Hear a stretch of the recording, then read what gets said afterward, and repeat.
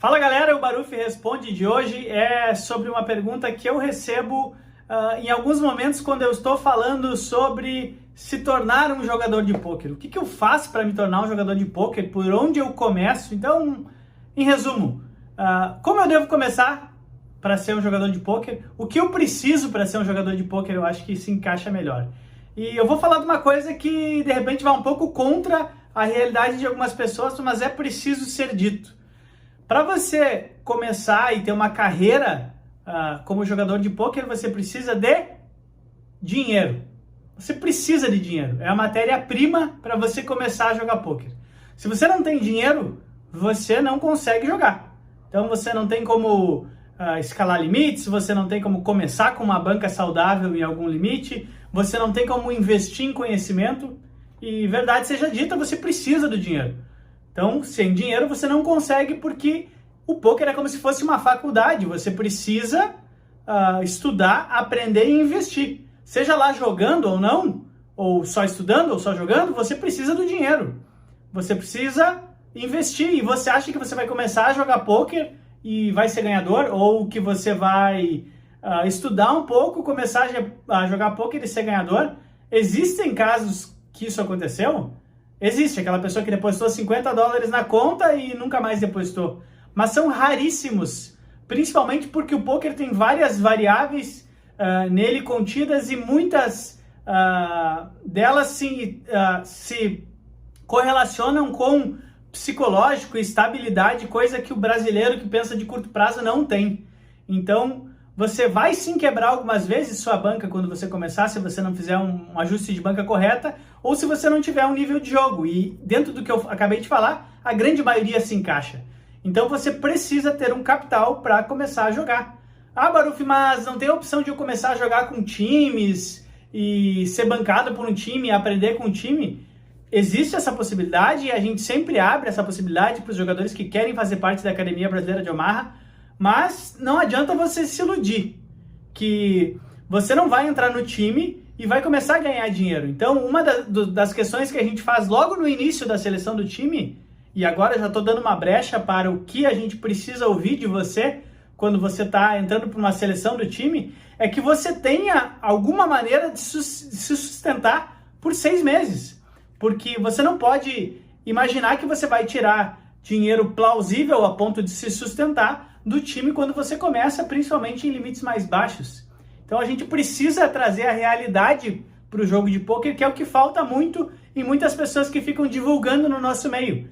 Então eu trago aqui para vocês alguns pontos super simples, mas de repente um pouco chatos de ouvir, mas você precisa de grana para começar a jogar.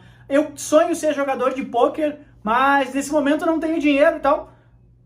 Primeiro, vai arranjar uma maneira de trabalhar, de criar um capitalzinho mínimo para você começar a jogar ou procurar estudos. Vai arrumar uma maneira de criar riqueza, quando eu digo riqueza não são grandes valores, mas criar uma reserva de emergência para você se manter 6 meses e também você entrar num time que você vai ter conhecimento de qualidade e não vai precisar ter uma banca, você vai precisar só ter a grana para se sustentar. Por exemplo, se você, que é uma boa parte do nosso time, é jovem, mora com os pais, você está super sossegado. Você vive com seus pais, não tem despesa nenhuma e você está super bem para você estudar e se dedicar com o pôquer sem ter custo. E também, claro, você vai precisar da aprovação dos seus pais e entendimento, que eu sei que não é tão fácil dentro de uma casa onde os pais são mais das antigas como os meus eram. Mas são diretrizes e pontos que você precisa ter clareza que você vai precisar para dar certo. Primeiro, se você vai sozinho, você precisa investir em estudo, como qualquer outra faculdade. Você precisa investir no jogo, você vai perder no começo, não tem como você fazer nada diferente disso.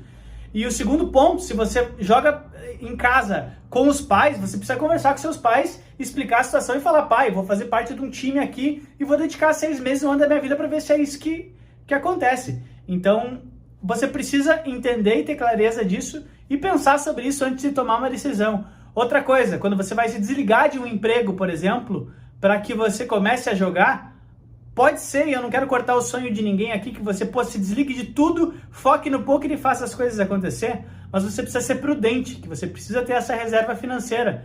Você precisa, de repente, se você for jogar por si, pegar e ter uma amostragem de mãos, de períodos que você seja ganhador. Joga metade do tempo, trabalha metade do tempo para depois tomar essa decisão. Não adianta você achar que... a gente fala isso, por exemplo, nas seleções do time. O cara faz a seleção do time e bota lá... eu jogo 4 mil mãos por mês, mas eu, jogando pelo time, eu consigo jogar full time e jogar 4 horas por semana, 5 horas... 4 mil mãos por semana, 5 mil mãos por semana. Você nunca fez isso, por que você acha que você vai fazer agora? Entende? Você teve todo o tempo hábil para estudar e jogar. Um cara que, por exemplo, não tem profissão nesse momento, está só jogando poker, mas nunca fez o volume e agora ele acha que vai fazer dentro do time. Então, seja transparente, primeiro com você mesmo, e segundo com a sua realidade, que está vinculada a você mesmo, e depois quando você pretende entrar num time e fazer um processo seletivo, como o da Academia Brasileira de Amarra, que deve abrir daqui a algum período, seja totalmente sincero. E as respostas que você não tiver, fale que você simplesmente não sabe, mas está lá pronto para se adaptar e entender como funciona, beleza? Então, transparência, gente, sinceridade, não vivam de sonho, mas da mesma forma, abracem o seu sonho e corram atrás.